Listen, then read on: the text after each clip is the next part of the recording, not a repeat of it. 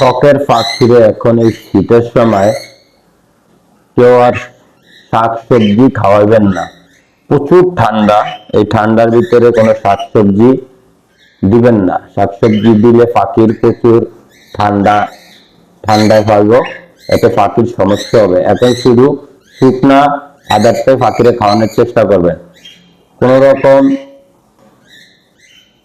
পানি জাতীয় কোনো খাবার পাখির এই সময় না দেওয়াটাই ভালো, যেহেতু এখন প্রচুর পরিমাণ ঠান্ডা পড়তেছে।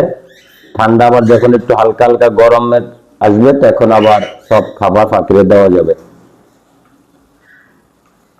এই যে দেখেন, এই পাখিগুলি খুব সুন্দর এক জোড়া রিঙ্গের টিয়া পাখি। আমি এখন আর কোনো ধরনের শাক সবজি ছোলা বুট এগুলি কোন রকমের পাখিরে দেই না, এখন শুধু শুকনা খাবার ইউজ করি।